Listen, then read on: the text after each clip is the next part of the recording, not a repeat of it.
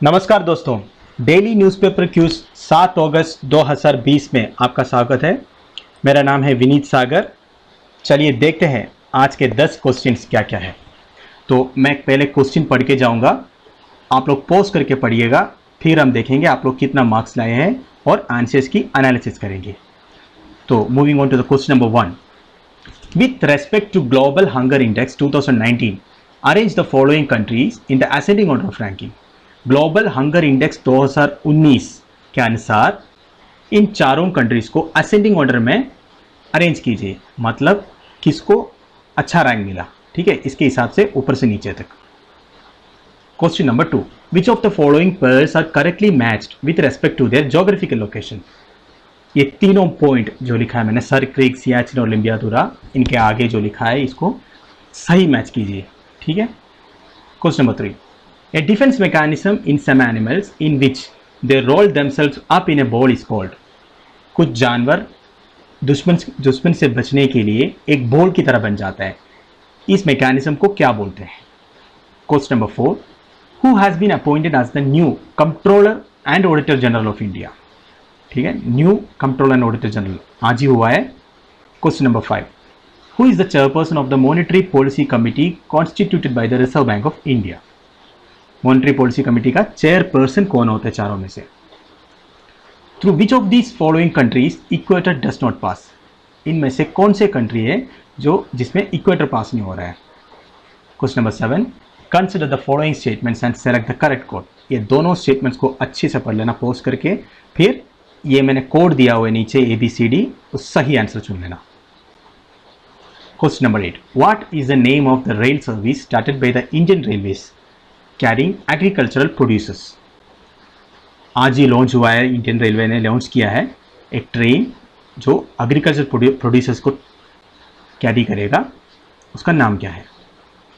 Question number 9। With respect to the 104th amendment of the Indian constitution which of the statements are correct. ये question मैंने कल भी डाला था, मतलब 104 अमेंडमेंट के बारे में, तो आप लोग ये दोनों स्टेटमेंट पढ़ के देखिए कि आंसर क्या है। Question number 10। The two Boeing's 777-300S bought by Air India is set to reach India later this month. This aircraft will be exclusively used by whom? चारों में से कौन यूज करेगा या तीनों यूज करेगा। बोइंग 777-300S जो आ रहा है, ठीक है, तो ये हो गया। अब हम देखते हैं इसके आंसर्स क्या क्या है। पहले चलते हैं question number 1। With respect to the global hunger index 2019 ascending order, तो आंसर है C 4231, मतलब नेपाल, बांग्लादेश, पाकिस्तान और इंडिया। इंडिया सबसे नीचे चारों में। चलिए देखते हैं एक्सप्लेनेशन क्या है। Global hunger index is a tool that measures and tracks hunger globally as well as by region and by country. ये आप लोग पोस्ट करके पढ़िए, मैं इसको ब्रीफ बताता हूँ आपको क्या है। ग्लोबल हंगर इंडेक्स क्या है, एक टूल है, वो सारे कंट्रीज का हंगर इंडेक्स देखते हैं, मतलब पॉवर्टी कितना है, उसके लिए क्राइटेरिया से कैसे लोग रैंकिंग देते हैं। देखो, पहले है अंडर नरिशमेंट। इसका मतलब है जो खाना खाते हैं उसमें कैलोरी है कि नहीं, मतलब जो डाइट है उसमें कैलोरी, सफिशिएंट कैलोरी है कि नहीं एनर्जी मिलने के लिए, कुछ भी खाने से नहीं, मतलब बैलेंस डाइट होना चाहिए। Child wasting, that is who have low weight for the height reflecting acute under nutrition. जिन बच्चों में हाइट और वेट के जो कंपैरिजन में वेट बहुत कम है हाइट के हिसाब से। Child stunting, that is who have low height for their age reflecting chronic under nutrition. Same age के हिसाब से हाइट नहीं है तो उसको चाइल्ड स्टंटिंग बोलते हैं। और child mortality, the mortality rate of children under age of age, जो मर जाते हैं। अब ये मैप है, ये मैंने ग्लोबल हंगर इंडेक्स के ऑफिशियल साइट से निकाला। देखो, इंडिया, पाकिस्तान, बांग्लादेश, नेपाल में से सबसे अच्छा रैंकिंग नेपाल को है। पर देखो ये जितने कंट्री है, साउथ एशियन कंट्री है, देखो ये इंडिया, बांग्लादेश, अफगानिस्तान, पाकिस्तान, ये सब एरिया येलो में है। येलो का मतलब क्या है, वैसे ही सीरियस में है, ठीक है। सीरियस इनके कैटेगरी से low, moderate, serious, alarming, extremely alarming, तो हम बीच में है, चारों बीच में है। पर चारों में से अच्छा नेपाल है और बुरा इंडिया है अभी के लिए। Question number 2। Which of the following pairs are correctly match. देखो, सर क्रीक रन ऑफ कच्छ, सियाचिन काराकोरम रेंज, लिम्पियातुरा पिथौरागढ़। अब आंसर डी है 1, 2 और 3, तीनों सही है। देखते हैं इनका ज्योग्राफिकल लोकेशन थोड़ा। सर क्रीक, देखो सर क्रीक, ये मैंने एक फोटो भी डाला है। सर क्रीक से 96 kilometre strip of water disputed between India and Pakistan in run of Kutch marshlands. देखो ये अपना रान ऑफ कच्छ है, ये अपना गुजरात है, ये पाकिस्तान है। तो ये रान ऑफ कच्छ और पाकिस्तान के सिंध प्रोविंस के बीच में जो एस्चुरी है, एस्चुरी तो पता ही होगा, ज्योग्राफी में पढ़ा होगा, इंडस का एक एस्चुरी निकलता है इधर से। तो ये जो लिखा है, ये जो दिखाया मैंने रेड डॉट्स में, ये है अपना सर क्रीक। ये इसलिए न्यूज़ में आजकल है क्योंकि पाकिस्तान ने ये सर क्रीक भी इंक्लूड किया है उनका नया पॉलिटिकल मैप में। ठीक है, अब ये एरिया इसलिए इम्पोर्टेंट है, ये बहुत अच्छा फिशिंग एरिया है। ओके, तो इसलिए भी ये इंडिया और पाकिस्तान ये अपना बोलता है, पाकिस्तान अपना बोलता है, इंडिया बोल रहा है अपना है। तो इसके बारे में डिस्प्यूट चल रहा है। सियाचिन ग्लेशियर आप लोग सबको पता होगा, काराकोरम रेंज में ही आता है। ये देखो इधर आता है। ठीक है, this is Siachen glacier. Limpiyadhura is located in the Pithoragarh district in Uttarakhand state. ये नेपाल ने जो मैप बनाया उसमें ही लिम्बियादुरा और कालापनी इंक्लूड कर दिया। ठीक है, ये इंडिया है, ये नेपाल है, ये देखो ये लिम्बियादुरा एरिया है। तो तीनों का ज्योग्राफिकल लोकेशन आपको पता चल गया। Moving on to the next question. A defence mechanism in some animals in which they roll themselves up in a ball is called. देखो आंसर है वॉल्वेशन। ये मैंने सबका वॉल्वेशन, हाइबरनेशन, कैमोफ्लेज, मिमिक्री चारों का एक्सप्रेशन दिया है। कुछ जानवर दुश्मन से बचने के लिए बोर्ड की तरह बन जाते हैं, आपको देखा होगा। इस मैकेनिज्म को वॉल्वेशन बोलते हैं। अब हाइबरनेशन क्या है? इसे डीप स्लीप, हम बायोलॉजी में पढ़े हाइबरनेशन, बड़े एक लंबा स्लीप में चला जाता है। ये होता है, ऐसे स्लीप में चला जाता है हाइबरनेशन। कैमोफ्लेज क्या है? Also called cryptic colouration, colour change करते हैं अपना। ये देखो ये एक लिजार्ड है, ये एक कैमेलियन भी बोलते हैं इसको। ये कलर चेंज किया, पता नहीं चला ये इस लकड़ी के ऊपर बैठा है कि नहीं, तो इसको कैमोफ्लेजिंग बोलते हैं। ठीक है, अब mimicry, the close exchange resemblance of an animal और प्लांट। ये तो हम एंटरटेनमेंट के बारे में देखेगा तो मिमिक्री आप सुना ही होगा, पर ये बायोलॉजी में क्या है? Close exchange resemblance. देखो ये एक बटरफ्लाई है, तो ये देखो इसने कैसे एक पत्ते की तरह रूप लिया है, तो इसको मिमिक्री बोलते हैं। कैमोफ्लेजिंग एक तरह का। ठीक है, तो moving to the next question. Question number 4, who has been appointed as the new comptroller and auditor general of India? Direct question है, answer is Girish Chandra Murmu former lieutenant governor था JNK का, आज ही अपॉइंट हुआ है न्यू CAG के बारे में हर्षित शाह ने आपको पढ़ाया होगा। अब राजीव महर्षि कौन था? फॉर्मर CAG था। K Venugopal present attorney general of India है, इंपॉर्टेंट है। Rajiv Gauba is the present cabinet secretary of India है। Moving on to the next question. Question number 5. Who is the chairperson of Monetary Policy Committee constituted by the Reserve Bank of India? Answer है Governor of the Reserve Bank, D. देखो, Monetary policy is the process of regulating the supply of money in an economy by the monetary authority of the country. अपना country का monetary authority कौन सा है? RBI है।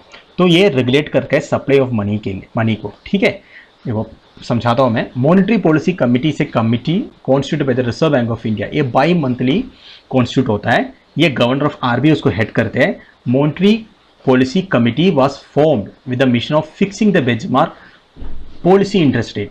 देखो repo rates और reverse repo rates, ये दोनों का रेट्स को RBI by monthly monetary policy committee जब कॉन्स्टिट्यूट होता है, इसके बाद रिपो रेट्स इतना है, रिवर्स रिपो रेट इतना है। ठीक है, बैंक जो RBI से पैसे लेते हैं उसका इंटरेस्ट, रिपो रेट और reverse repo rates, vice versa. तो इसका रेट से लोग फिक्स करते हैं इकोनॉमी को देखते हुए। तो ये RBI करते हैं काम।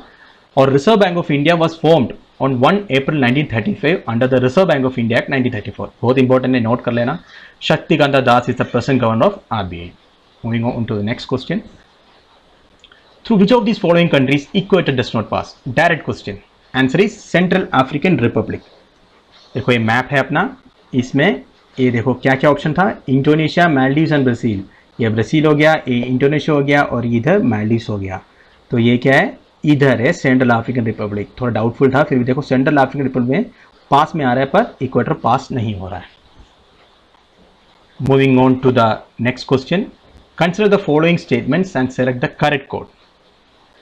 The government of India declared 7 August as the National Handloom Day to generate awareness about the importance of handloom industry. Reason: August 7 was chosen to commemorate the Swadeshi movement launched on August 7, 1905 against the partition of Bengal. देखो असेशन दिया है, reason दिया है। अब आपको ये दोनों का अच्छी तरह पढ़ के आंसर देना है। तो आंसर क्या है? Both A and R are true and R is the correct explanation of A। तो ये एक्सप्लेनेशन से बताता हूँ मैं आपको। देखो एक्सप्लेनेशन क्या है, union government had declared 7th August as the national handloom day in July 2015 with the objective to generate awareness about the importance of handloom industry. Handloom industry के इंपॉर्टेंस को जनरल अवेयरनेस देने के लिए 7 अगस्त को, और 7 अगस्त क्यों चुना गया था, ये स्वदेशी मूवमेंट कलकत्ता में इसी दिन शुरू हुआ था। ये अगेंस्ट क्या, partition of Bengal. Partition of Bengal कब हुआ, 1905 में। 1905 में जो पार्टीशन ऑफ बंगाल हुआ था उसके अगेंस्ट स्वदेशी मूवमेंट अगस्त 7 को ही शुरू किया था, इसलिए ये अगस्त 7 चुना, ये अगस्त 7 को सेलेक्ट किया इस दिन के लिए, ठीक है, नेशनल हैंडलूम डे। और बोथ ए एंड आर ठीक है, ए आर दोनों सही है और R is a correct explanation of A, तो आंसर ये है। और first national handloom day was inaugurated on 7 August 2015 by prime minister Narendra Modi. Okay, question number 8, what is the name of rail service started by Indian railways carrying agriculture producers. तो answer है Kisan rail. Expression देखते हैं, railways will begin, railways आज ही शुरू किया है अगस्त 7 को agriculture products को ट्रांसफर करने के लिए, कैरी करने के लिए। ये कहाँ से कहाँ पहले शुरू हुआ, देवलाली महाराष्ट्र से दानापुर इन बिहार तक जाएगा, ठीक है। तो ये पढ़ लेना, finance minister Nirmala Sitharaman had announced the initiative in her budget speech earlier this year envisaging setting of a Kisan day. तो बजट में पेश किया था, तो अभी ये इंप्लीमेंट हुआ है।